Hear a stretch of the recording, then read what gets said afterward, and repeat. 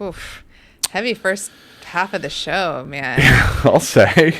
Terrorism, crime, and the depths of crypto winter. Crime. On that note, there is the upside that the message gets out regardless, right? That Bitcoin is hope. And, you know, the world's biggest podcaster just said so recently. So let's hear what he had to say. Yeah. I mean, the real fascinating crypto is Bitcoin. To me, I mean, that's the one that I think has the most likely possibility of becoming a universal viable currency.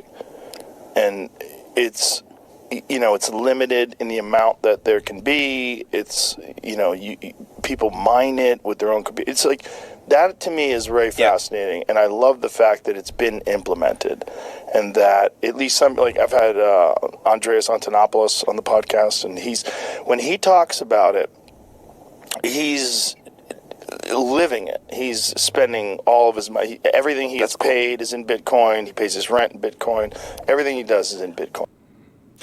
Yeah, so obviously that was Joe Rogan, and what I love hearing people talk about why they like Bitcoin, because it's just one step further for them to understand why I love Web3 and why they will too, and not in a very short order following Bitcoin, right? That Bitcoin has a story that has been much more well developed because it's been the primary focus over these last more than 10 years. Yeah. And it has this big community now that supports it. And the using that same technology to build the foundational infrastructure for Web3, those DePIN protocols, the decentralized physical infrastructure networks, or as I've been calling them lately, the decentralized public infrastructure networks, that infrastructure that is necessary, that allows us to be streaming this video to you right now, the video transcoding, the file storage, all of those things that are inherent in how we use the internet every day.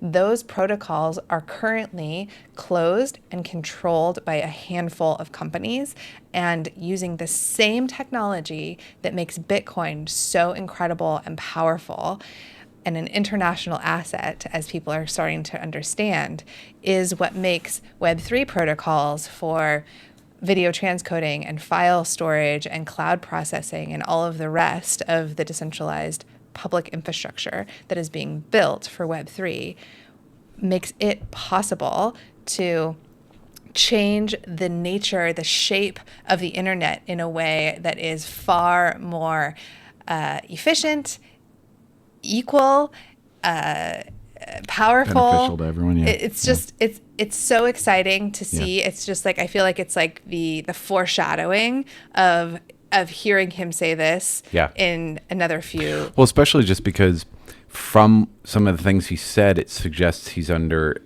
an incorrect assumption about, like, because he's specifically framing that around, I like this one in particular because there's a limited supply. Well, almost every single blockchain-based token has a limited supply. It already exists. I get why he would say that. A few years ago, when everyone was coming after him, wanting to talk on his show, they were talking about a lot of theoretical things. Now, the vast majority of important ways in which this technology can disrupt the internet, there is at least one existing fully working version of it, protocol, and sometimes apps built on top of it.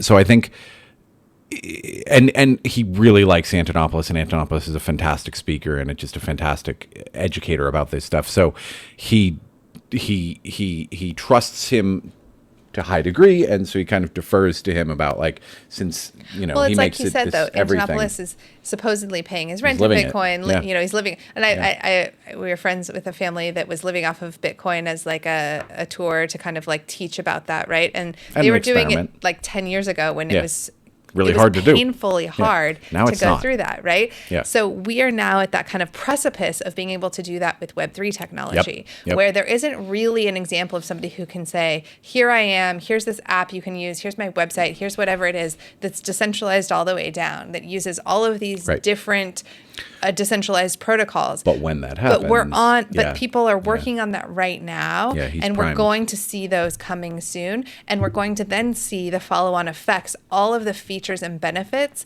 that using those decentralized protocols provides. Agreed. And then it will just be crystal clear why we need this, and it will be so exciting. Indeed.